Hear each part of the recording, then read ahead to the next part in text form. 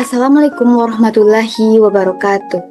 Perkenalkan, nama saya Novi Rahmayuni dengan NIM 240181128 dari Prodi Pendidikan Bahasa Inggris. Saya ingin mempresentasikan tugas presentasi final project saya untuk memenuhi tugas-tugas pengantar coding saya.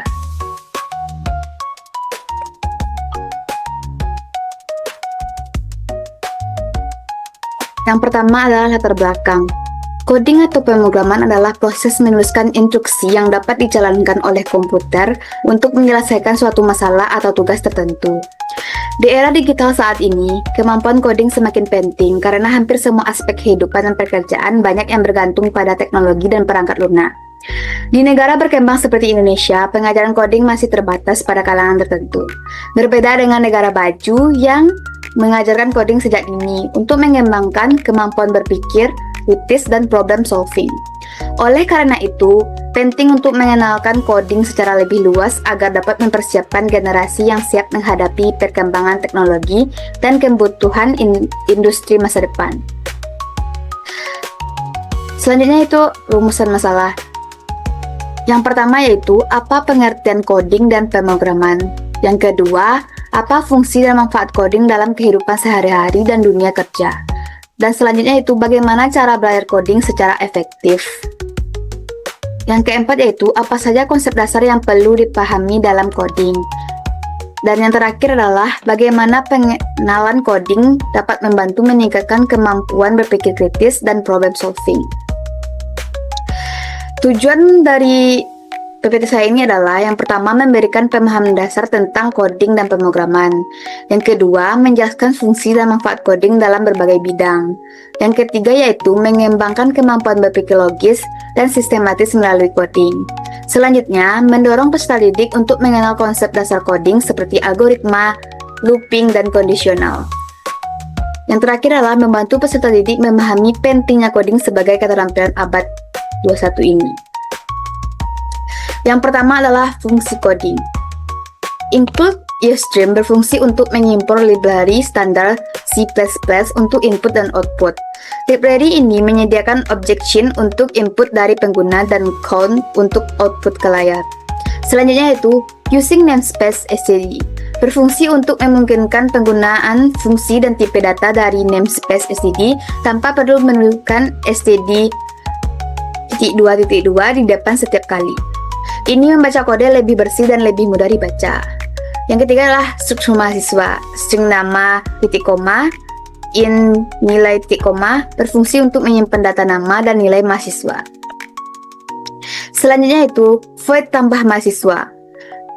Buka kurung vektor mahasiswa dan data, string nama, koma in nilai, kurung bergerigi, data titik push, spasi back, nama dan nilai. Berfungsi untuk menambah data mahasiswa ke dalam vektor menggunakan pushback.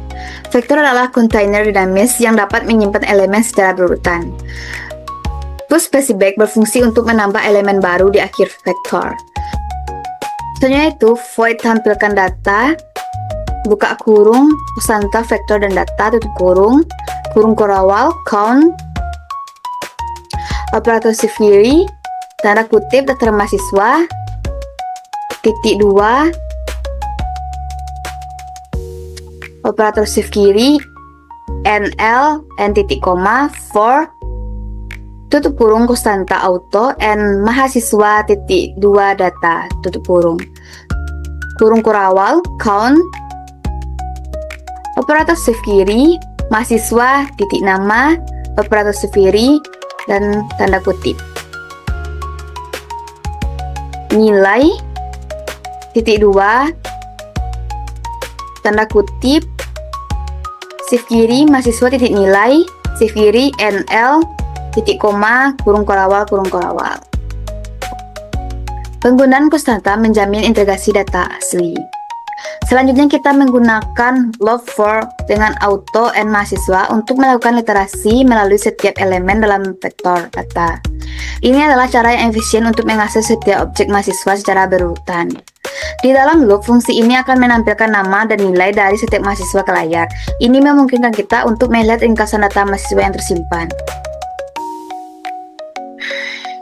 Sekarang kita beralih ke fungsi yang lebih kompleks, yaitu mahasiswa, cari nilai tertinggi, buka kurung sampel vektor and data, tutup kurung. Fungsi ini dirancang khusus untuk mencari dan mengembalikan objek mahasiswa yang memiliki nilai tertinggi dari seluruh data yang ada. Langkah pertama dalam fungsi ini adalah menginisialisasi variabel tertinggi dengan elemen pertama dari vektor data, yaitu data 0. Kita asumsikan pada awalnya mahasiswa pertama adalah yang memiliki nilai tertinggi. Kemudian kita melakukan iterasi melalui seluruh vektor menggunakan loop for lagi. Di setiap iterasi kita membandingkan nilai dari mahasiswa saat ini, mahasiswa titik nilai, dengan nilai yang tersimpan di variabel tertinggi. Jika kita menemukan nilai yang lebih tinggi, maka variabel tertinggi akan diupdate dengan data mahasiswa yang baru ditemukan itu. Ini memastikan tertinggi selalu menyimpan mahasiswa dengan nilai paling tinggi sejauh ini. Setelah loop selesai, artinya kita sudah membandingkan semua mahasiswa.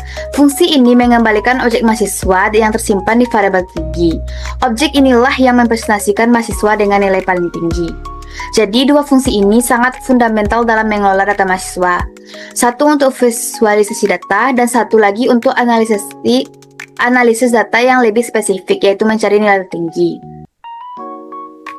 Baik, setelah kita memahami fungsi-fungsi individual seperti tambah mahasiswa, tampilkan data, dan cari nilai tertinggi dari slide sebelumnya, sekarang kita akan melihat bagaimana semua fungsi ini bekerja sama dalam fungsi main.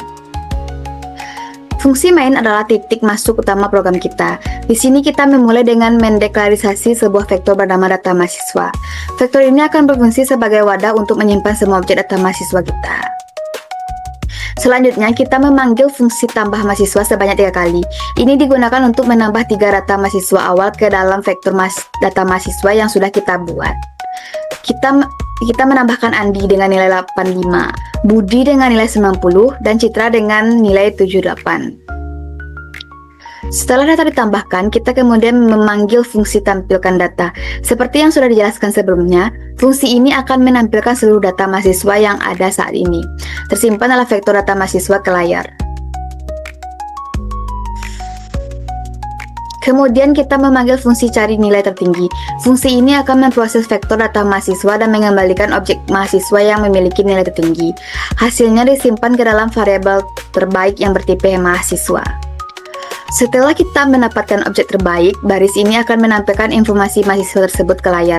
Kita akan melihat pesan mahasiswa dengan nilai tertinggi, diikuti dengan nama dan nilai dari mahasiswa yang memiliki nilai tertinggi.